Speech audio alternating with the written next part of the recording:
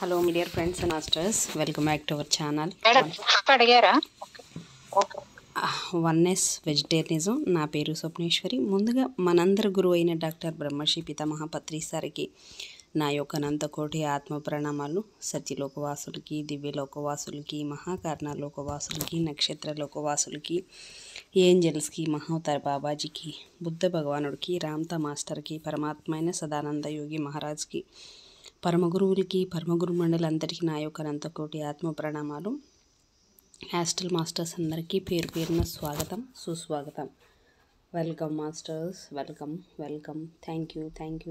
అయితే రోజులాగానే ఈరోజు కూడా మరింత జ్ఞానాన్ని, విజ్ఞానాన్ని షేర్ చేయడానికి మరి శాంత మేడంకి సాధారణంగా వెల్కమ్ చేద్దాం masters. Madam welcome. Madam welcome to our session. Madam over to you madam. Shanta madam. Thank you madam. Thank you. ముందుగా మన గురువు గారైన బ్రహ్మర్షి పితామహ పత్రి సార్ గారికి, స్వర్ణమాల పత్రి మేడం గారికి నా అనంతకోటి ఆత్మ ప్రణామాలు. విశ్వంలోని గురువులందరికీ నా ఆత్మ ప్రణామాలు, కృతజ్ఞతలండి. రామ్తా మాస్టర్ గారికి, మేడం లవర్స్కి నా ఆత్మ ప్రణామాలు, కృతజ్ఞతలు. అలాగే వన్నెస్ వెజిటేరియనిజం వ్యవస్థాపకులైన స్వప్నేశ్వర్ మేడం గారికి కృతజ్ఞతలు, ధన్యవాదాలు, ఆత్మ ప్రణామాలు అండి. Thank you. నాకు ఎంతగానో సహకరిస్తున్న నా కుటుంబ సభ్యులందరికీ ధన్యవాదాలు, కృతజ్ఞతలు.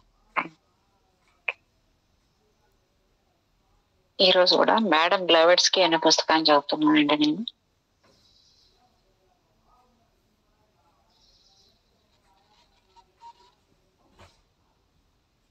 పన్నెండవ అధ్యాయము సిమ్లా అనే 2 పేర్లు ఇచ్చాడు మేడం.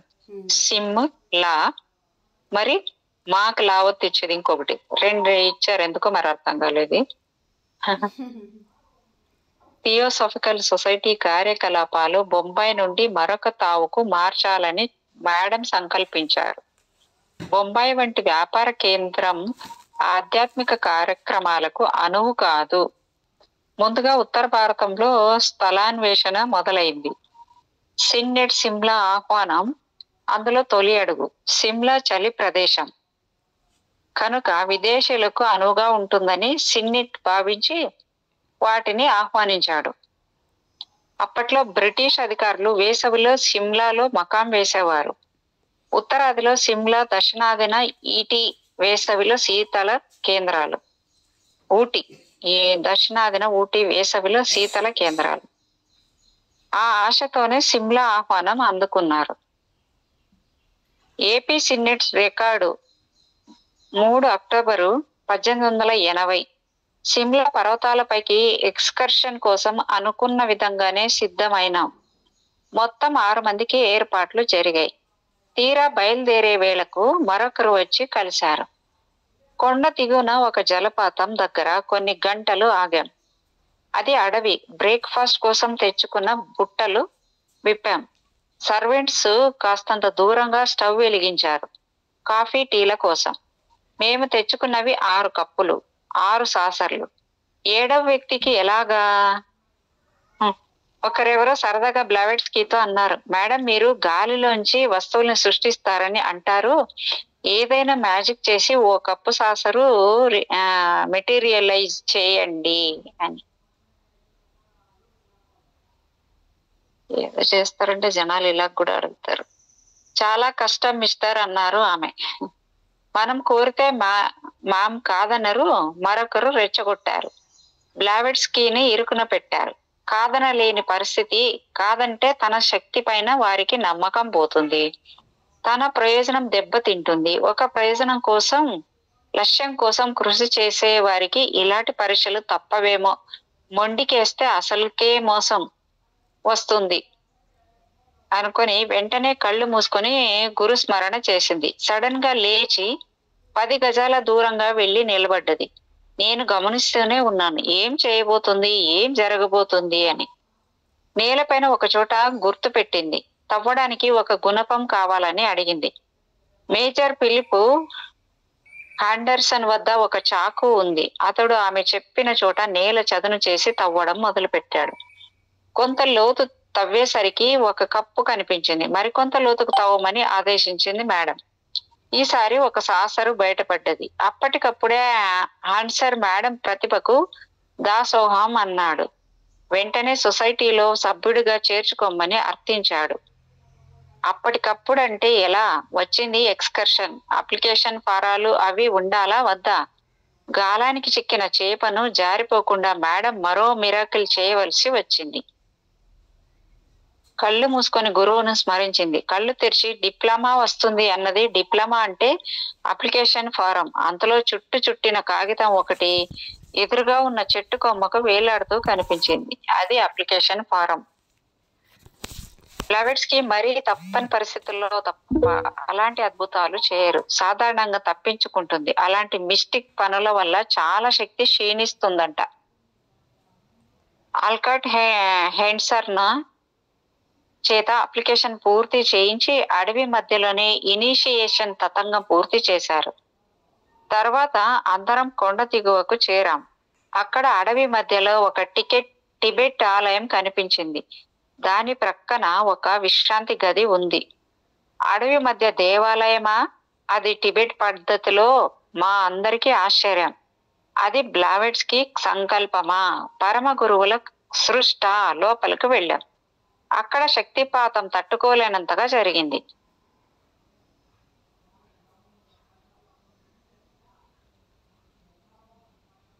శక్తిపాతంలో తడిసి ముద్దై పొండి అంది మేడం. తను బయటికి వెళ్లి పచ్చిక పైన కూర్చుంది. అంతలో ఎవరికో కాఫీ తాగాలని కోరిక పుట్టింది. పని వాళ్ళని పిలిచి కాఫీ పెట్టమని అడిగారు. కాఫీ చేయడానికి నీళ్లు లేవు. తెచ్చిన నీళ్ల బాటిల్స్ ఖాళీ అయ్యాయి. 1 మైలు దూరంలో ఒక అంగడి ఉందని, అక్కడ నుంచి నీరు దొరకవచ్చు అన్నారు సర్వెంట్స్. అనడమే తడుగా డబ్బాతో బయలుదేరాడు. 1/2 గంటలో తిరిగి వచ్చారు, చేతులు ఊపుకుంటూ ఖాళీ డబ్బాతో. అందరూ నీరసంగా కూర్చుండిపోయారు. మేడం సడన్ గా లేచి క్యారీ బ్యాగ్ లో ఉన్న ఖాళీ నీళ్ల బాటిల్ తీసింది. తన దుస్తుల్లో ఎవరికీ కనిపించకుండా దాచి తెచ్చింది. నవ్వుతూ నీళ్ల బాటిల్ చూపించింది. అవసరానికి సరదాగా ఇలాంటి అతీంద్రియ శక్తుల్ని ప్రదర్శించి జనాన్ని అబ్బురుపరుస్తుంటారు మేడం. బ్లావెట్స్కి సంకల్పం చేయగానే మాస్టరు లేదా ఆయన శిష్యులు ఎవరో వచ్చి అన్ని అమర్చిపోతారు. ఆ వచ్చిన వారు ఎవరికంటా పడరు. సిమ్లాలో హ్యూమ్ ఇంటికి చేరుకున్నాం. నీకేమైనా కావాలా మేడం అని బ్లావెట్స్కి హ్యూమ్ భార్యను అడిగింది. ఆమె తను పోగొట్టుకున్న ఏదో నగ కావాలని అడిగింది. ఆ నగను ఊహిస్తూ కళ్ళు మూసుకోండి అన్నది. క్షణంలో ఒక ప్యాకెట్ ఆమె చేతికి అందింది. అందులో మేడం హ్యూమ్ పోగొట్టుకున్న నగ ఉంది. AP Sinnett, Simla, October 15, 1880. ఒక రోజున నేను బ్లావెట్స్కీని అడిగాను, మేడం మాస్టర్ గారికి ఉత్తరం రాస్తే అది వారికి చేరుతుందా? పోస్ట్ చేయవచ్చా లేక మీకిస్తే మీరు అందిస్తారా? అది అసాధ్యమని నాకు తెలుసు. కనిపించని వారికి మనం ఉత్తరాలు రాయడం ఎట్లా? అవి వారికి అందడం ఎలా? ట్రై చేద్దాంలే అన్నది మేడం. నేను ఉత్తరం రాశాను. కనిపించని మహాత్మా పేరున రాసి బ్లావెట్స్కీ చేతికి అందించాను. అదో సరదా అనిపించింది నా వరకు. జవాబు వస్తే అదొక థ్రిల్. పై లోకంలోని మాస్టర్లతో ఉత్తర ప్రత్యుత్తరాలు జరిపిన మొదటి వ్యక్తిని నేనే అవుతాను. అది విశేషమే. అట్లా అడగడంలో ఒక ప్రయోజనం ఉంది, ఒక ప్రయోగం ఉంది. లండన్ లో అచ్చైన ఈ రోజు వార్తాపత్రిక తెప్పించమని కోరవచ్చు. అదీ జరిగింది. దాంతో సిమ్లాలో జనాలకు థియోసాఫికల్ ఉద్యమంపై విశ్వాసం ఏర్పడ్డది. ఆస్ట్రల్ ప్రయోగాలు ఏవీ సైన్స్కు అందవు, నిరూపించడం కుదరదు. 2 రోజులు గడిచాయి. నా ఉత్తరం ఏమైనట్లు? మాస్టర్ నుండి జవాబు వస్తుందన్న ఆశ నాకైతే లేదు. అంతలో బ్లావెట్స్కీ నుండి కబురు వచ్చింది. మాస్టర్స్ లో ఒకరు నా ఉత్తరం అందుకుని జవాబు ఇవ్వడానికి అంగీకరించారని. మొదట అర్థిస్తే ఒకరు కాదన్నారు. మనుషులతో వ్యవహారం మంచిది కాదన్నారట కొందరు. సామాన్యుల బుద్ధులు మాస్టర్లకు నచ్చవు.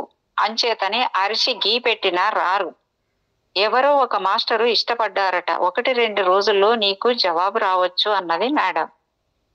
2వ రోజు సాయంత్రానికి నా టేబుల్ పైన ఒక కవరు ప్రత్యక్షమైంది. అది నా ఉత్తరానికి జవాబు. ఎవరో ఒక పంజాబీ వ్యక్తి నుండి వచ్చింది.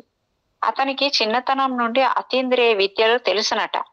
మాస్టర్ అతనిని మీడియం చేసుకొని అతని ద్వారా రాయించారు. అంటే మాస్టర్లకు మీడియంలు అవసరం. డైరెక్ట్ గా ఎవరితోనూ కాంటాక్ట్ పెట్టుకోరా? ఎందుకు పెట్టుకోరు? బ్లావెట్స్కీకి వచ్చి కనిపిస్తారు, మాట్లాడుతుంటారు. ఆమె కూడా మీడియమే కదా. అంటే మాస్టర్ తను చెప్పదలిచిన విషయం ఒక మీడియంలో ప్రవేశించి రాయిస్తారు.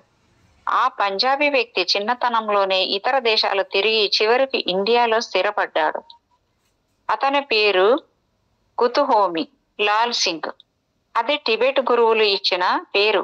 ఆధ్యాత్మిక రంగంలో ఉపదేశం తర్వాత అసలు పేరు వదిలి కొత్త పేరు పెట్టుకోవడం ఒక ఆచారం, సాంప్రదాయం. అది పునర్జన్మ లాంటిది కదా. ఆ ఉత్తరంలో నాకు సన్నని చీవాట్లు తగిలించాడు. నీవు అనుకున్నట్టు లండన్ నుండి డైలీ పేపర్ తెస్తే ఏమవుతుంది? కొందరికి నమ్మకం కలుగుతుంది, కొందరు మ్యాజిక్ అంటారు. ఒరిగేది లేదు. ఒక్కరి నమ్మకంతో ప్రపంచం మారదు. ఇంకా ప్రపంచం మొదటి మెట్టుపైనే ఉంది. మహావిజ్ఞానం అందుకోవడానికి లోకం సిద్ధంగా లేదు. నిజమే, మనకు ప్రకృతి సంపదలు చాలు, విశ్వ విజ్ఞానం అవసరం లేదు. ఆ విజ్ఞానం ఏం చేసుకుంటాం? మాస్టర్లో పరమ గురువులో ఉన్నారనుకుందాం, మనకేం ప్రయోజనం, ఏం లాభం? అతీంద్రియ జ్ఞానం ఎందుకు? ఈ పరమాద్భుతాలకు సైన్స్ సమాధానం చెప్పదు కదా. అవి సైన్స్ ద్వారా, మేధస్సు ద్వారా నిరూపితం కావు కదా. ఓహో అంటారు తప్ప సత్యం వెంట జనం నడవరు. మనిషికి లాభాలు కావాలి, సుఖాలు కావాలి. పరం గురించి పచ్చిగా ఆలోచిస్తే పిచ్చి పడుతుంది. ఆలోచించు, ఈ ప్రయోగాలు నీకెందుకు పనికొస్తాయి? హెచ్పిబికి మాత్రం ఏం ప్రయోజనం? కష్టపడినందుకు గుర్తింపు వస్తుంది, కీర్తి గడిస్తారు, చరిత్రలో నిలుస్తారు. తర్వాత ఎవరూ ఉపయోగించుకోరు. క్రమంగా అంతా మర్చిపోతారు. ఈ ఫలితాలు మరుగున పడతాయి. మీ లక్ష్యం నీరు కారుకుపోతుంది. చీప్ ప్రయోగాల వల్ల అసలు ప్రయోజనం వెనక్కిపోతుంది. 1880 అక్టోబరు 19న సిగ్నెట్ మాస్టరు కుతుహోమిని హాస్టల్లో చూశాడు. ఆయన్ని చూడగానే స్పృహ కోల్పోయాడు. మనస్సు పనిచేయలేదు, చైతన్యం, ఆలోచన లేకుండా పోయాయి. ఏపీ సిన్నెట్ మరొక అనుభవం. బ్లావెట్స్కీ, అల్కాట్, ఆలిన్ గోర్డను నేను ఒకరు సమీపంలోని ఒక కొండపైకి డిన్నర్ కి వెళ్ళాం. ఆ రోజు కుతుహోమి ఉత్తరం వచ్చింది. కొండపైకి రా, ఒక అనుభవం కలుగుతుంది. బ్లావెట్స్కీ అడిగింది సడన్ గా. మిస్టర్ సిన్నెట్, మాస్టర్ కుతుహోమి తాను పంపే వస్తువు ఎక్కడ పెట్టాలని అడుగుతున్నాడు. నా సంకల్పం సంగతి, నా ఉత్తరం సంగతి ఆమెకి తెలియదు నిజానికి. ఆ కుషన్ లో పెడితే చాలు మేడం అన్నాడు. తన పద్ధతిలో ఈ విషయం మాస్టర్ కి చెప్పినట్లుంది. వెళ్ళి కుషన్ కవరు చించి చూస్తే అందులో ఇలా రాసి ఉంది: బ్రదర్, ఇది ఎంత సులభమో అంత కష్టమని గ్రహించు. రాత్రి నీకు కలిగిన సందేహాలు తీర్చడానికే ఈ ప్రయోగం. ఇకపైన నీ తలగడలోనే నా ఉత్తరాలు కనిపిస్తాయి, చూస్తూ ఉండు. కుతుహోమి లాల్ సింగ్ అని ఆయన రాసి చెప్పాడనమాట. ఆయన 13వ అధ్యాయం. కాకిగూడు.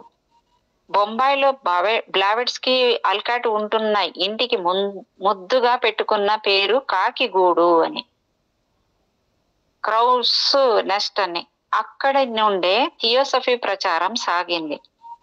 అక్కడనే బ్లావెట్స్కీ ఆసక్తి గల వారిని హాస్టల్లో మహాత్ముల దగ్గరకు పంపిస్తుండేది.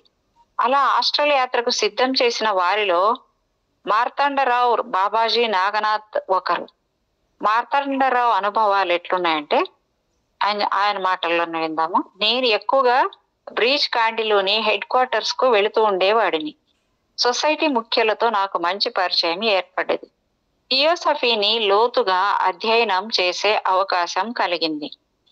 నా అనుభవాలు క్రొత్త వారికి ప్రోత్సాహకరంగా ఉండేవి. ఇన్విజిబుల్ మహాత్ముల్ని నేను చూశాను. అది నా పూర్వజన్మ సుకృతం, ఈ జన్మ అదృష్టం. 1881 ఏప్రిల్లో ఒకరోజు రాత్రి 10 గంటల ప్రాంతంలో మేడ మీది వరండాలో మేడం బ్లావెట్స్కీ వద్ద నాతో పాటు మరికొందరు థియోసఫిస్టులు ఉన్నారు. 6 అడుగుల మనిషి తెల్లటి తలపాగా ధరించి మా ముందు సడన్ గా ఆకృతీకరించాడు. వెంటనే మేడం మా అందరినీ లోపలికి వెళ్ళమన్నది. మేము వెళ్ళాక వారిద్దరూ మాకు అర్థం కాని భాషలో ఏదో మాట్లాడుకున్నారు. మేము తిరిగి వచ్చేలోగానే అతను అదృశ్యమైనాడు. మరొకసారి మేము వరండాలో కూర్చుని కబుర్లు చెప్పుకుంటున్నాము. ఒక మహాత్మా, అంటే దయ్యం అనుకోకండి, తెల్లని బట్టలు వేసుకొని ఉన్నాడు. చెట్టు కొమ్మ మీద కూర్చొని కనిపించాడు. చూస్తుండగానే చెట్టుపై నుండి గాలిలో అలా దిగి వచ్చాడు. వచ్చి బాల్కనీలో పిట్టగోడ పైన నిలబడ్డాడు. మేడం కుర్చీలోంచి లేచి అతని ఎదుటికి వెళ్ళింది. 4 మాట్లాడగానే అతని రూపం గాలిలో ఎగిరిపోయింది. చూస్తూ ఉండగానే చెట్ల మధ్య కనిపించి గాలిలోకి ఎగిరి మాయమైంది. ఏపీ సిన్నెట్ 1881 జూలైలో నేను ఇంగ్లాండ్ వెళ్ళి తిరిగి ఇండియా చేరుకున్నాను. బొంబాయిలో థియోసాఫికల్ హెడ్ క్వార్టర్స్ లో మకాం వేశాను. అప్పుడు బ్రీచ్ కాండీలో క్రోస్ నెస్ట్ అనే బంగ్లాలో సొసైటీ పని చేస్తుండేది. ఆ బంగ్లా చాలా సంవత్సరాలుగా వేకెంట్ గా ఉంది. అందులో దయ్యాలు పాములు తిరుగుతుంటాయని జనానికి భయం. థియోఫిస్టులకు దయ్యాలంటే భయం ఉండదు. వారి ప్రయోగాలే స్పిరిట్స్ తో కదా. బంగ్లాను 2 భాగాలు చేశారు. ఒక భాగంలో సొసైటీ ఆఫీసు, ఆల్కాట్ నివాసం, మేడ పైన మేడం బ్లావెట్స్కి నివాసం. పైకి వెళ్లే మెట్లు చాలా ఇరుకు. థియోసఫిస్ట్ పత్రిక పనులు బ్లావెట్స్కి భాగంలోనే. అక్కడ ఒక గది వేకెంట్ గా ఉండేది నా వంటి గెస్టుల కోసం. ఉదయం లేవగానే మేడం మొదటి కార్యక్రమం రష్యన్ పత్రికలకు వ్యాసాలు రాయడం. తర్వాత కార్యక్రమం కరెస్పాండెన్స్, అసంఖ్యాకంగా వచ్చే ఉత్తరాలకు స్వయంగా జవాబులు రాసేది. తర్వాత థియోసఫిస్ట్ పత్రిక రచన. తర్వాత పగలంతా వరండా గదిలో కూర్చుని వచ్చే వారితో చర్చలు, సంభాషణలు. మధ్య మధ్య పసిపిల్లవాడు బబుల మీద కేకులేస్తుండేది. హిందూ పండితులతో చర్చలు వాడిగా వేడిగా ఉండేవి. వారు చెప్పే వేదాంతార్థాలకు తీవ్రంగా స్పందించేది. వారి వాదనలు, అభిప్రాయాలు తప్పు అని నిష్కర్షగా చెప్పేది. మధ్య మధ్యలో మాస్టర్ల గొంతులు ఆమెకు వినిపిస్తుండేవి. కళ్ళు మూసుకొని వారి సలహాలు మనసుతో వింటూ వీరితో వాదిస్తుండేది. ఆమెకు మాస్టర్ల ప్రాంప్టింగ్ ఇస్తుండేవారు. మాస్టర్ల శబ్దం వినగానే లోపలి గదిలోకి పరిగెత్తి తర్వాత తాపీగా వచ్చి వాదన సాగించేది. ప్రొద్దుపోయే వరకు చర్చలు సాగేవి. ఆమె అలసట చెందడం ఉండేది కాదు. మాట్లాడుతున్నంత సేపు సిగరెట్లు కాలుస్తూ ఉండేది. పాశ్చాత్య తత్వ విషయాలపై ఆమెది అధికార స్వరం. తనను మించిన అథారిటీ లేనట్లు గట్టిగా వాదించేది. చాలా మంది ఇసిస్ అన్వీల్డ్ ఆధారంగా చర్చ సాగించేవారు. ఉద్దండ పండితులైన మహోపాధ్యాయులే మట్టి కరిచేవారు, తల వంచేవారు. ఆ మధ్య కాలంలో సేకరించుకున్న విషయాలన్నీ ఆమెకు సీక్రెట్ డాక్ట్రిన్ రచనలో ఉపయోగించాయి. ఇసిస్ అన్వీల్డ్ రచనకు సీక్రెట్ డాక్ట్రిన్ రచనకు మధ్య ఒక దశాబ్ద కాలము ఎడం. ఇసిస్ లో తలెత్తిన ప్రశ్నలకు, సందేహాలకు సమాధానాలు సీక్రెట్ డాక్ట్రిన్ లో సమాధానం ఇచ్చింది. 1882 జూన్లో ప్రత్యేక ఆహ్వానంపై బ్లావెట్స్కి ఆల్కాట్ బరోడా సంస్థానానికి వెళ్ళారు. అక్కడ గాయక్వాడ్ న్యాయమూర్తి మేడంని ప్రశ్నించాడు. మేడం, పేపర్ పైన రాతలు, గుడ్డు పైన ఎంబ్రాయిడరీలు ఎలా వస్తాయి? బ్లావెట్స్కి సమాధానం: ఆస్ట్రల్ లైట్ ఒకటి ఉంటుంది. ఆ కాంతిలో అన్ని సంఘటనలు, అన్ని వస్తువులు ప్రతిఫలిస్తూ ఉంటాయి. అవతల రాస్తున్న వ్యక్తి చూడకపోయినా, అతని చేతి రాత తెలియకపోయినా మనం సంకల్పిస్తే చాలు, అవి అలాగే మెటీరియలైజ్ అవుతాయి. వస్తువులను సృష్టించడానికి అదే ప్రక్రియ. ఆర్ కేశవ పిళ్ళై, బొంబాయి ఆయన మాట్లాడుతున్నాడు. సెప్టెంబర్ 13 రాత్రి నేను ఆల్కాట్ గదిలో లోపల గడియ వేసుకుని పడుకున్నాను. లైట్ వెలుగుతూనే ఉంది. గోడలోంచి గురుదేవ్ కుతుహోమి బయట వచ్చాడు. వెళ్ళి సాష్టాంగంగా నమస్కారం చేశాను. నన్ను ఆశీర్వదించి చక్కని తెలుగులో మాట్లాడారు. హిమాలయాలకు వచ్చి నన్ను కలుసుకో అని చెప్పి మాయమైనాడు. తర్వాత నేను రైల్లో ప్రయాణం చేస్తుండగా అలహాబాద్ మొఘల్ సరాయ్ల మధ్య నడుస్తున్న రైలులో నా పెట్టెలోకి ఒక ఉత్తరం వచ్చి పడ్డది. బోగిలో ఉన్నది నేను ఒక్కడినే. రైలు చాలా వేగంగా పోతుంది. గాలికి వచ్చి పడే అవకాశం లేదు. కిటికీలు అన్ని మూసి ఉన్నాయి. నేను ఆలోచిస్తున్న విషయం మీద మాస్టర్ ఏదైనా సందేశం ఇస్తే బాగుండని లోపల అనుకున్నాను. వెంటనే ఉత్తరం వచ్చి వాలింది. అది మహాత్మా కుతుహోమి చేతిరాత. నాకు తెలుసు. తర్వాత డార్జిలింగ్ వెళ్ళినప్పుడు సిక్కింలో మహాత్మా కుతుహోమి మాస్టర్ మోరియా భౌతిక రూపాల్లో దర్శనమిచ్చారు. ఎస్ రామస్వామయ్యారు. డార్జిలింగ్ సెప్టెంబర్ 1882. ఆఫీసు పని ఎక్కువైనా నా ఆరోగ్యం దెబ్బతిన్నది. సెలవు పెట్టాను. ఒకనాడు తిరునల్వేలిలో జరిగిన సంఘటన. నా గదిలో చదువుకుంటూ కూర్చున్నాను. నా గురువు గారు మోరియా గొంతు వినిపించింది. వెంటనే బయలుదేరి బొంబాయి వెళ్ళు, బ్లావెట్స్కీకి నీ అవసరం ఉంది అని. ఆమె వెన్నంటి తిరగాలి. ఆమె ఎక్కడికి పోతే అక్కడికి పోవాలి. అది మాస్టర్ ఆర్డర్. ఆరోగ్యం బాగలేకపోయినా వెంటనే రైలు ఎక్కాను. బొంబాయి చేరేసరికి మేడం అక్కడ లేదు. కలకత్తా వెళ్ళినట్లు వార్త. వెంటనే కలకత్తా బయలుదేరాను. అలహాబాద్ వెళ్లేసరికి మళ్ళీ గురువు గారి హాస్టల్ సందేశం. కలకత్తా కాదు, బరంపురం వెళ్ళమని. నవీన్ బాబు నన్ను కలిసి కలకత్తా నుండి చంద్ర నాగూర్ చేర్చాడు. అక్కడ మేడం కనిపించింది. ఆమె రైలులో కూర్చొని ఉంది. ఎక్కడికి పోతుందో తెలియదు. నేను చివరి బోగి పట్టుకుని రైలులోకి ఎక్కాను. డార్జిలింగ్ వచ్చిన కొత్తలో మేడం ఒక బెంగాలీ బాబు ఇంట్లో ఉండేది. అతను థియోసఫిస్ట్. అప్పట్లో ఆమె ఎవరిని కలవడానికి మాట్లాడడానికి ఇష్టపడేది కాదు. నేను చాలాసార్లు అపాయింట్మెంట్ కోరాను. నిరాకరించింది. నీతో నాకు పని లేదు అని నిష్కర్షగా సమాధానం చెప్పింది. ఆమెను వెంట ఉండి కనిపెట్టమని మాస్టరు ఆర్డరు. ఈమె గారేమో దగ్గరికే రానియడం లేదు. ఎలా? మహాత్ములకు ఆమె అవసరం ఉంది. ఆమెను రక్షిస్తారు. ఇదేం బాధ?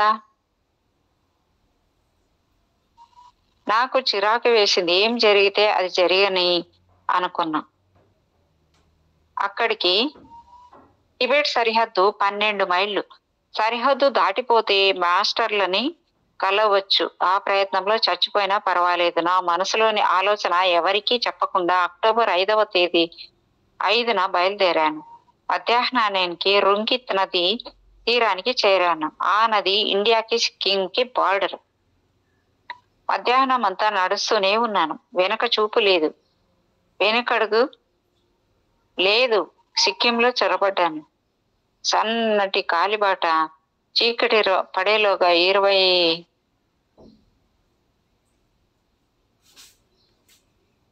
20 మైళ్ళు నడిచి ఉంటాను. అక్కడి దాకా భయంకరమైన అరణ్యం. అక్కడక్కడ గుడిసెలు, కొండ ప్రాంతాల వాళ్ళు. రాత్రికి బస కావాలి. కనీసం ఏదైనా తినడానికి కావాలి. నిద్రపోవడానికి చోటు కావాలి. ఎట్లాగో రాత్రి గడిచింది. తెల్లవారింది. మళ్ళీ కొండల్లో కోనల్లో నడక. 9 గంటలైన సిక్కిం పట్నం వెళ్లే రహదారి మీదికి వచ్చాను. అక్కడక్కడ జన సంచారం కనిపిస్తోంది. అక్కడి నుండి టిబెట్ చేరాలి. నేను యాత్రికుడునని. అంతలో ఎవరో ఒకతను గుర్రం మీద నా వైపుగా వచ్చాడు. చాలా ఎత్తుగా, బలిష్టంగా ఉన్నాడు. చక్కగా స్వారీ చేశాను. అప్పుడు సిక్కిం రాజు గారి సైనికుల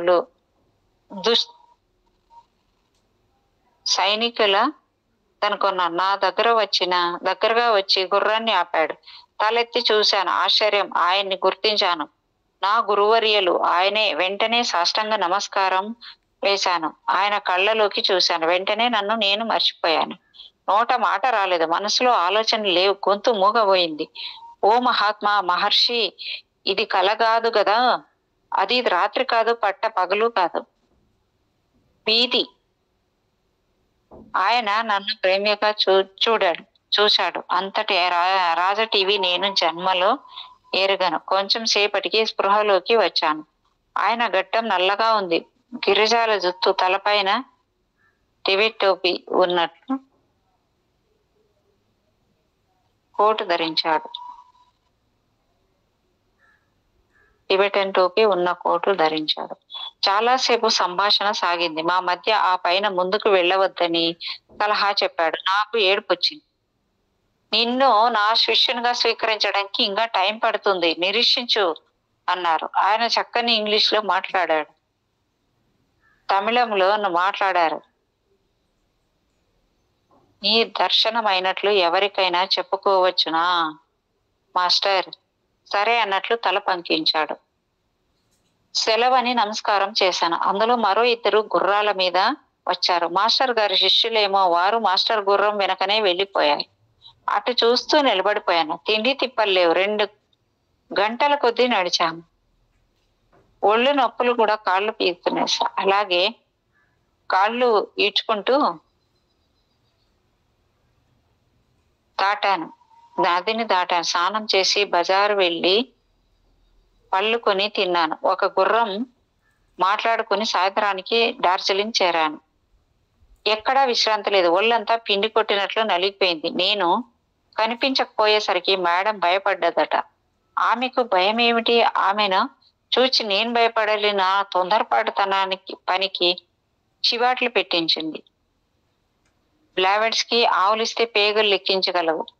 మహాత్మా నా గురించి మేడంకు కబురు అందించి ఉంటారా ఏమో. ఏది ఎట్లా జరిగితే అట్లా జరిగినాయి అనుకున్నాను. అంతా దైవాధీనం కదా. మనిషి తెలిసి చేసే తప్పులకు దైవం బాధ్యత వహిస్తుందా ఏమో. మహర్షి సుబ్బారావు 14వ చాప్టర్ అండి. బ్లావెట్స్ కి అదృష్టం. ఇండియాలో ఆమె ఆశించిన సహకారం లభించడమే కాక సమర్థులైన మీడియంస్ దొరకడం. వారికి అప్పటికే కొందరు మాస్టర్లతో సంబంధాలు ఉన్నాయి. అలాంటి వారిలో దామోదర్ మావులంకర్ ఒకరు.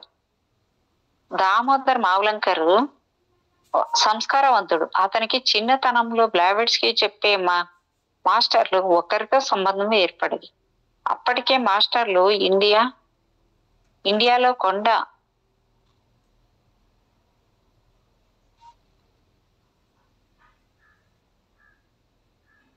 ఇండియాలో కొందరు మీడియంస్ ని ఎంపిక చేసి పెట్టుకున్నారు. మావులంకర్ మేడం బ్లావెట్స్ కి కన్నా 2 ఆకులు ఎక్కువ చదివినవాడు. అతను దివ్య దృష్టితో చూసి బ్లావెట్స్ కిని ఒక దివ్యజ్ఞానిగా గుర్తించాడు. ఆమె విదేశీ రాయలేని స్త్రీ అని తక్కువగా చూడలేదు. ఆమెను ఒక శక్తి స్వరూపిణిగా ఆరాధించాడు. ఆమెను తన గురువుగా భావించాడు. ఒక విదేశీ మహిళను గురువుగా గుర్తించే సంస్కారం ఉండడం విశేషం. విదేశీయులంటే మ్లేచ్చులని, అప్రాచులని ఈసడించే రోజులు అవి.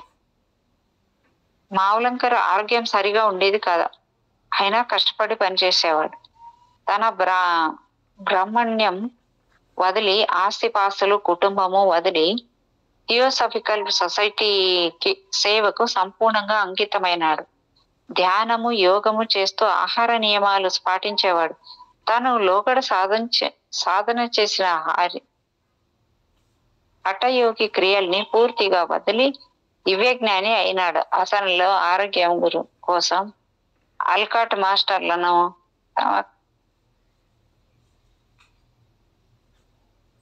క్రమక్రమంగా ఏ పరిశ్రమ లేకుండా యోగ సాధనతో నియత జీవనంలో దామోదరు ఆత్మశక్తి పెరిగింది. మాస్టర్లతో సంభాషిస్తుండేవాడు. తన ఆత్మశక్తితో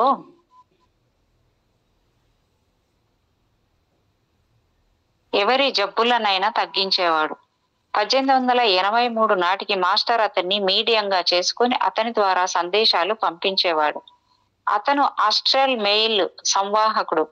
అహంకారం వదిలి కోరికలు జయించిన వారికి అతీంద్రియ శక్తులు, మాస్టర్లు అనుగ్రహం లభిస్తాయని ఆల్కాడ్ తరచూ చెప్తుండేవాడు. దామోదర్ని ఆదర్శంగా తీసుకుని 100 మంది థియోసఫీ తీర్థం పుచ్చుకున్నారు. అతను ఆదర్శ సాభికుడు. ఆదర్శ సాధకుడు, జ్ఞాని. 1883 నవంబర్లో లాహోర్లో దామోదర్ మాస్టర్ కేహెచ్ ని కలిశాడు. తర్వాత కొద్ది కాలానికి కాశ్మీర్ వెళ్ళినప్పుడు మరికొందరు మహాత్ముల్ని కలిశాడు. వారితో కొంతకాలం కలిసి జీవించాడు. ఆల్ఫర్డ్ సలహా మేరకు సిక్కింలో అవతార్ లామాను కలిసి అతను వెంట తిరిగాడు. సిలోన్ వెళ్ళినప్పుడు ఒక దీవిలో మరొక మహాత్మను కలుసుకున్నాడు. తద్వారా దామోదర్ టిబెట్ వెళ్ళి తిరిగి రాగానే అప్పుడు మహర్షి సుబ్బారావు దివ్య దృష్టితో చూసి దామోదర్ చేరవలసిన చోటుకు చేరాడని, సజీవంగానే ఉన్నాడని బ్లవట్స్కీకి చెప్పాడు.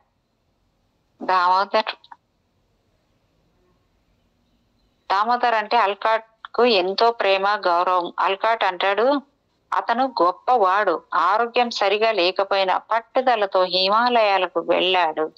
చిన్నతనంలో కలలో కనిపించిన గురువును ఇళ్లలో దర్శించాలని టిబెట్ వెళ్ళాడు.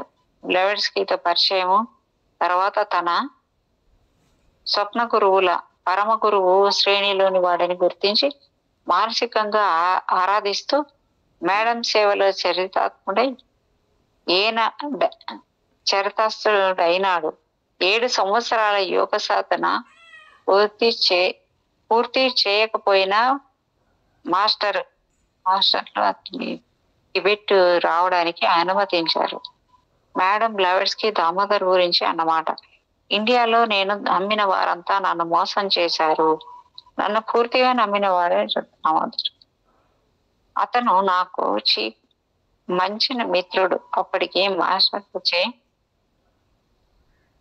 మాస్టర్లను ఎరిగినవాడు, నా హృదయం తెలిసినవాడు.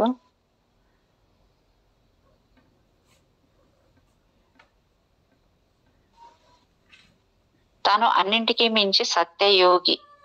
వేషాలు ఆడంబరాలు చూసి నేను మోసపోయేదాన్ని. ఎవరికి నా రహస్యాలు తేలినిచ్చేదాన్ని కాదు. చివరికి ఆల్కాట్ కూడా నా మనసు అసలు తెలియదని చెప్పాలి.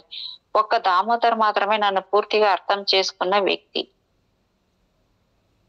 మహర్షి సుబ్బారావు. మహాత్మా మోరియాకు అత్యంత ప్రియశిష్యుడుగా సుబ్బారావును మొదటనే బ్లవట్స్కీ గుర్తించింది. ఆయనను ఒక మహర్షిగా సంభావించింది. థియోసఫిస్టు పత్రికకు రచనలు చేస్తూ ఉండేవారు సుబ్బారావు. మేడం పైన వచ్చే విమర్శలకు ఘాటుగా ప్రతి విమర్శలు రాసి పంపేవారు. బ్లవట్స్కీ అల్కాట్లు మద్రాసు రావడానికి ముందుగానే బ్లవట్స్కీ అభిమానం పొందినవాడు సుబ్బారావు. మేడంకు అత్యంత ఆత్మీయులు దామోదరు, టి. సుబ్బారావు. ఇద్దరు మహా పండితులు. ఇద్దరు బ్రాహ్మణులే, కానీ ఇద్దరు కులానికి దూరమైనారు. ఇద్దరు జ్ఞానులు, ప్రగతిశీలులు.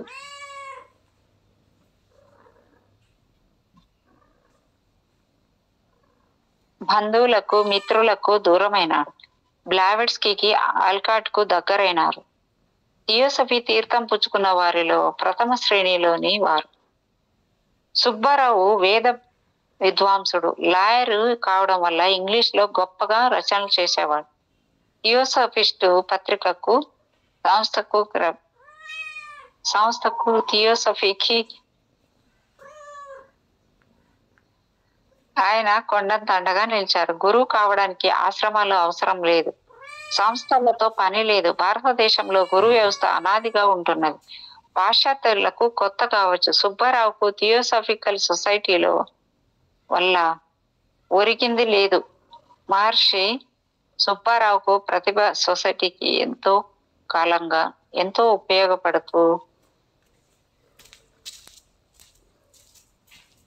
ఉపయోగపడ్డారు. సొసైటీలో చేరినంత మాత్రాన ఎవరు దివ్య జ్ఞానులైనట్లు కాదు. గురువు చేరుకున్నంత మాత్రాన బ్రహ్మజ్ఞానులు అయినట్లా కాదు. కష్టపడి సాధన చేసిన వారికి గురుత్వ ఆకర్షణ ఉంటుంది. 1879లో సిమ్లా ట్రిప్ లో సొసైటీలో చేరిన సిన్నెట్, హ్యూమ్ ఇద్దరు ఇంగ్లీష్ వారే. తొలి నెలలో ఇద్దరు చురుకుగా పనిచేశారు. వీరి కారణంగా ఇంగ్లీష్ వారు ఆంగ్లో ఇండియన్స్ సొసైటీ వైపు మొగ్గు చూపేవారు. బ్లావెట్స్కీ లక్ష్యం అది కానే కాదు.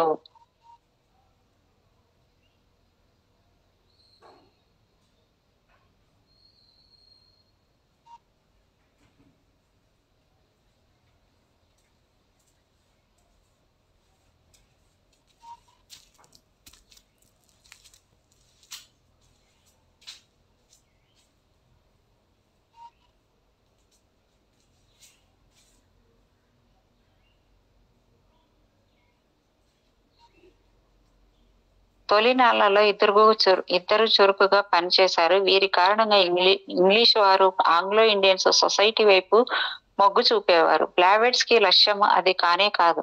సిన్నెట్ మంచి రచయిత, హోమ్ గవర్నమెంట్ మాజీ సెక్రటరీ. కొంతకాలం తర్వాత హ్యూమ్ చెప్పబడ్డారు. సిమ్లా థియోసాఫికల్ సొసైటీని తన స్వంతం చేసుకోవాలని యత్నించారు. నిజానికి సిన్నెట్, హ్యూమ్ ఇద్దరు యోగం చేయరు. వారికి పాపులారిటీ కావాలి. వారిద్దరు స్వార్థపరులని మాస్టర్ కుతుహోమి అభిప్రాయం. ఇద్దరిలో సిన్నెట్ కొంత మేలు. థియోసఫీని జర్నలిస్టుగా తను అర్థం చేసుకున్న రీతిలో వివరించేవాడు. ఎవరి అవగాహన వారిది. మాస్టర్స్ ఉనికిపై గట్టి విశ్వాసం ఉన్నవాడు సిన్నెట్. హ్యూమ్ గోడ మీద పిల్లివాటం. అతనికి ప్రజాసేవలో ఆసక్తి ఎక్కువ, స్వార్థము ఎక్కువే. అతీంద్రియ శక్తులు, దివ్యశక్తులు విషయంలో అతని మీద సరిగా పనిచేయడం లేదు.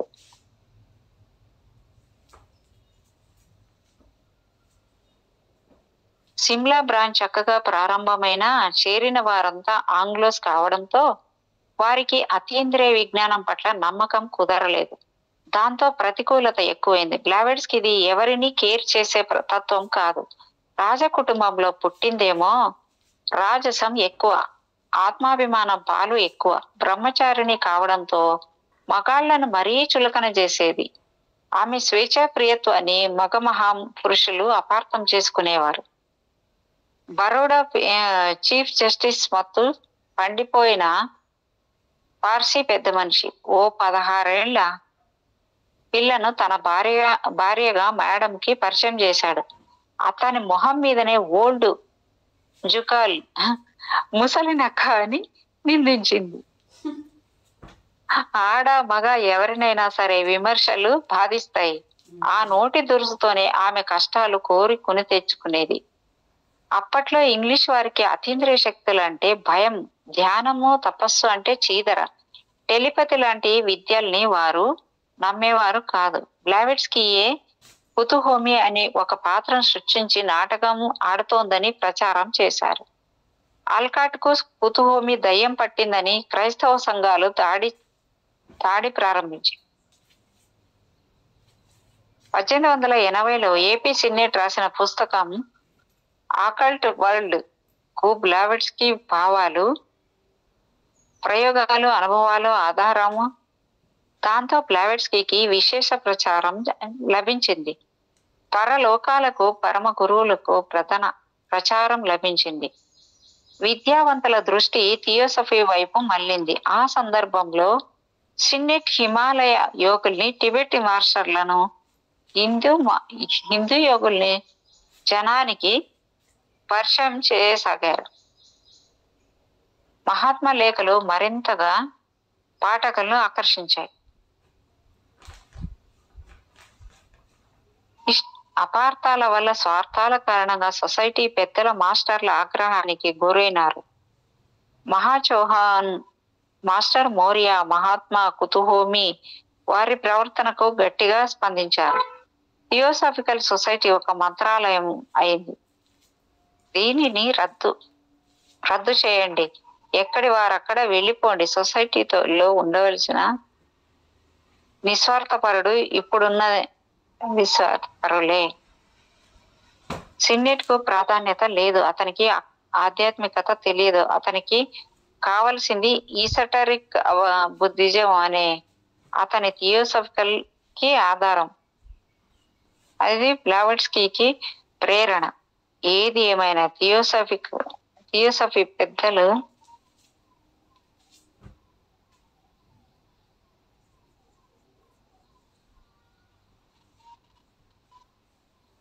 జారుడు మెట్లపై నడక మొదలెట్టారు. సిద్ధాంత పరంగాను జారుడు మొదలైంది. అతీంద్రియ విజ్ఞానాన్ని గోప్యంగా ఉంచాలని మాస్టర్ కుతుహోమి సిన్నెట్ ను గట్టిగా మందలించాడు. బౌద్ధానికి ప్రాధాన్యత.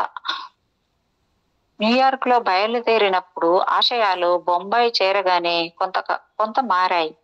సిమ్లా, బనారస్లో మరికొన్ని చేర్పులు జరిగి మద్రాసు చేరే నాటికి దాని రూపురేఖలు మారిపోయాయి. 1879 డిసెంబర్లో బనారస్ లో విజయనగరం రాజువారి భవనంలో కౌన్సిల్ సమావేశం జరిగింది. జెండాతో పాటు అజెండా మారిపోయింది. 3 రకాల సభ్యత్వం తయారైంది. సొసైటీ ప్రధాన లక్ష్యము మనిషిలో ఆధ్యాత్మిక జ్ఞానం పెంపొందించడం. ఆల్కాట్ సమావేశాలకు, చర్చలకు దూరంగా ఉండసాగాడు. అతనికి బ్లావెట్స్కీ ఒంటెత్తు పోకడతో విసుగు పుట్టించింది. అంతా నేనే, అంతా నాదే అంటుంది. మాస్టర్ల అండ ఆమెకున్నదనే ఒక్క కారణం తప్ప ఆమె పట్ల గౌరవానికి మరొక కారణం కనిపించదు. సభ్యులు పలచబడ్డారు.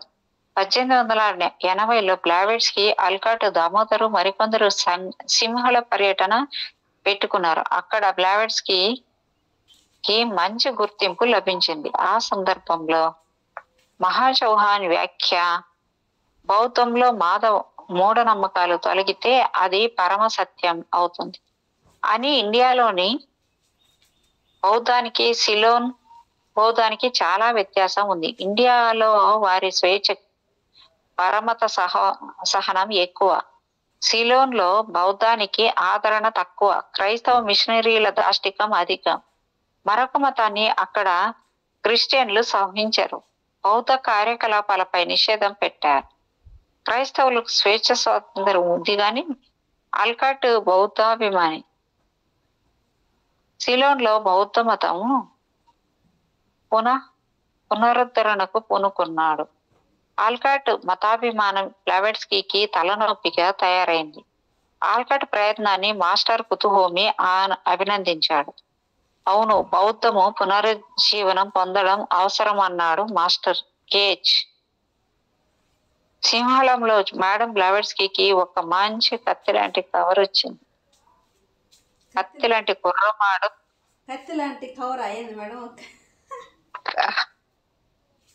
మేడం, కత్తి లాంటి కుర్రవాడు. నాకేందో అసలు ఏమవుతుందో కొన్ని కనిపించుకొని పోతున్నాయి మేడం. పేరు హయవితరణ ధర్మపాల. బౌద్ధాన్ని తలకెత్తుకున్నాడు. థియోసఫీలో చేరాలని ఆశించాడు. కానీ మేడం అతన్ని బౌద్ధ ధర్మ ప్రచారం చేయమని ఆదేశించింది. అతను గృహస్థ జీవనం వదిలి పాశ్చాత్య దేశాలలో బౌద్ధ ధర్మ ప్రచారం చేశాడు. అతను మాస్టర్ కుతుహోమి అభిమాని. శిష్యుడు బ్లావెట్స్కీ అంటే వల్లమాలిన అభిమానం, ఇష్టం. సిలోన్ లో కార్యక్రమాలు పూర్తి చేసుకుని ఇండియా తిరిగి వచ్చాక ఆల్కాట్ బయట తిరిగే పనులు చేసుకునేవారు. బ్లావెట్స్కీ రచన, పత్రిక, సొసైటీ పనుల బాధ్యత తీసుకున్నది. ఇండియాలో ముందు టెండలు, అకాల ఎండల, మండుటెండలు, అకాల వర్షాలు, ఎముకలు కొరికే చలి. బ్లావెట్స్కీ ఆరోగ్యం దెబ్బతినసాగింది. కుక్క భరించలేకపోయేది. డాక్టర్లు హెచ్చరించేవారు, నీవు ఎక్కువ కాలం బ్రతకవు, జాగ్రత్త అని. అప్పటికి థియోసాఫికల్ సొసైటీ ఏర్పడి 7 సంవత్సరాలు పూర్తి కావస్తోంది. ఇంకా బాలారిష్టాలు దాటినట్లు అనిపించడం లేదు. బ్లావెట్స్కీకి జబ్బు చేసింది. ఉద్యమానికి జబ్బు చేసింది. అసలు పని 1882లో ప్రారంభమైంది. బ్లావెట్స్కీ అనారోగ్య కారణంగా నీలగిరులలో ఉన్న గార్గ్యదేవ్ అనే యోగిని మాస్టర్లు ఆమెకు సహాయంగా ఉండమని నియమించారు. అతను మేడంకు సిక్కిం యాత్రలో సహకరించాడు. ఇద్దరు సిక్కిం సరిహద్దులలో ఒక యోగి ఆశ్రమం చేరాడు. అక్కడ మాస్టర్ మోరియా, కుతుహోమి ఇంకా అనేక మంది గురువులు శిష్యులు కనిపించారు. అక్కడ ఉన్నది 2 రోజులు. అయినా బ్లావెట్స్ కి ఆరోగ్యం చక్కబట్టింది. ఆమె మృత్యుముఖం చేరిన ప్రతిసారి మాస్టర్లు రక్షిస్తూ ఉన్నారు. మాస్టర్ హాస్టల్ దర్శనం అయితే చాలు ఆమె జబ్బు తగ్గిపోయేది. చిత్రంగా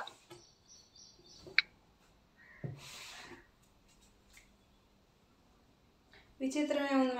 ఆమె అవసరం కాబట్టి ఆమెని ఏదో ఒకలాగా బాగా చేసి వాడుకునేవాడు, అంతే కదా మేడం? వాళ్ళు మాస్టర్లు అలాగా అంటే ఆమెకు అట్లా తయారు చేయాలి కదా మేడం. ఆమె కోసము అవసరం కదా ఆమె. అదే అదే చెప్పేది, ఆమె అవసరం కాబట్టి ఏదో ఒక రకంగా బాగా చేసి ఆమె వాడుకునేవాళ్ళు. అవునవును. 2వ సప్తకం థియోసాఫికల్ చరిత్రలో 2వ సప్తకం 1882లో ప్రారంభమైనది. వారికి 7 సంఖ్య ముఖ్యం. 7 మాస్టర్లు, 7 లోకాలు, 7 శరీరాలు. మనిషి జీవితంలోనూ 7 ఏళ్లకు ఒకసారి మార్పు వస్తుందని వారి విశ్వాసం. ఏ సంఖ్యకైనా 7 ఏళ్లకు ఒకసారి మలుపు తప్పదంటారు. మార్పుకు బీజాలు సిమ్లాలోనే పడ్డాయి. థియోసఫీ ఫిలాసఫీ స్టేటస్ కల్పించే బాధ్యత మహర్షి సుబ్బారావు పైన పడ్డది. ఆయన అప్పటికే పరోక్షంగా థియోసఫీకి అండగా ఉంటున్నాడు. ఏ సంస్థలు సజావుగా నడవవని ఆయన భయం. హైకోర్టు అడ్వకేటు కదా. సుబ్బారావుకు సిన్నెట్ హ్యూమ్ల నిజాయితీపై నమ్మకం లేదు. 1882 జనవరి 26 సుబ్బారావు సిన్నెట్ కు ఒక వివరణాత్మక లేఖ రాశాడు. మిత్రమా, అతీంద్రియ శక్తుల గురించి పాఠాలు చెప్పడం కుదరదు. మీ ఆలోచన ధోరణి ఆచరణ సాధ్యం కాదు. నాకు తెలిసినంత వరకు అతీంద్రియత వల్ల మానసిక శక్తులు పెరుగుతాయన్న గ్యారెంటీ లేదు. ఆ విషయంలో ఏ గురువు ఏ శిష్యుడిని తయారు చేయలేదు. ఎవరి ప్రతిభ వారిది, ఎవరి ప్రగతి వారిది, ఎవరి సమర్థత వారిది. మీరు సంపాదించిన జ్ఞానంతో తృప్తి పడడం మంచిది, అధికంగా ఆశించడం మంచిది కాదు. ఏవో కొన్ని సిద్ధులు లభించి అతీంద్రియ శక్తులు లభించినంత మాత్రాన ఎవరు ఫిజికల్ ఇమ్మార్టిలిటీ సాధించినట్లు అవ్వదు. సాధకుడు స్వతంత్రంగా భౌతిక ప్రపంచం నుంచి పరం వైపు ప్రయాణించగలగాలి. రూపం వదిలి అరూపం కావడం ముఖ్యం. ఆ పని మీరు అనుకున్నంత సులభం కాదు. సద్గురువు అయినవాడు వాదించడు. శిష్యుని అభివృద్ధి గమనిస్తూ తన సంకల్పంతో సహకరిస్తుంటారు. భలే ఉంది కదా మేడం ఈ పాయింట్. సద్గురువు అయినవాడు బోధించడు, వాదించడు. నాకు ఒకటి గుర్తొచ్చింది, కానీ తర్వాత చెప్తాను మేడం, దీంట్లో వద్దు. అభివృద్ధి గమనిస్తూ తన సంకల్పంతో సహకరిస్తుంటాడు. సుబ్బారావు విదేశీ సాధకుల కోసం, పాఠకుల కోసం, అభిమానుల కోసం చేయగలిగినంత చేశాడు. తొలి సప్తకంలో 1875-82 బ్లావెట్స్ కి అంతర్యం సభ్యులు అర్థం చేసుకోలేదు. ఆమెను తక్కువగా అంచనా వేశారు. ఆమెకు పరమ గురువులతో ఉన్న అనుబంధాన్ని సైతం శంకించారు. గురు శిష్య సంబంధం విలువ పాశ్చాత్యులకు అర్థం కాదు. తెలుసుకోవలసిన అవసరము వారికి కనిపించలేదు. అపార్థాల వల్ల, సభ్యుల అభ్యంతరాల వల్ల బ్లావెట్స్ కి చాలా మానసిక శోభ అనుభవించవలసి వచ్చింది. గురువు పట్ల, మాస్టర్ల పట్ల సంపూర్ణ విశ్వాసం లేకపోతే శిష్యుల అభివృద్ధికి పెద్ద అవరోధం. అవిశ్వాసం వల్ల సంస్థ ప్రగతి దెబ్బతిన్నది. అతీంద్రియ జ్ఞానం పరీక్షలకు నిలబడదు. విశ్వాసమే ప్రగతికి ఆధారం. మాస్టర్లు ఉన్నారా అంటే ఏది సమాధానం? ఉంటే మాకు కనిపించరేమంటారు. ఆ శక్తులు మాకెందుకు కాలగవు అంటారు. అవి డబ్బు పెట్టి కొనేవి కావు. యూనివర్సిటీలు ఇచ్చే డిగ్రీలు కావు అవి. ఆ ప్రశ్నలకు జవాబులు చెప్పటం అనవసరం. ఆత్మజ్ఞానంతో సమాధాన పరుచుకోవలసిందే. 7 సంవత్సరాలలో బాలారిష్టాలు కొన్ని తొలగిన, అపార్థాలు సమస్యపోయిన, ఉద్యమ స్వభావం సభ్యులకు అర్థం కాలేదు. మాస్టర్ల దర్శనం కావడమే పరమ లక్ష్యమా? దానివల్ల ఒరిగేది ఏముంది? అప్పుడే మాస్టర్లు దూరం జరిగారు. బ్లావెట్స్ కి ఒక్కరికి తప్ప మిగతా వారికి మాస్టర్లు దర్శనం ఇవ్వడం మానేశారు. మేడం ఇక్కడికి పేజ్ ఇది అయిపోయింది, అక్కడికి ఇది అయిపోయింది. రేపటి నుంచి అధ్యాయం కూడా అయిపోయింది మేడం. 15వ అధ్యాయం నుంచి రేపు మొదలు పెట్టుకుందాం. 111. Thank you madam, thank you నాకు అవకాశం ఇచ్చినందుకు thank you madam. 111 madam? Madam okay madam. Thank you madam. రాసుకుంటాను ఇక్కడ ఒక చోట. మేడం.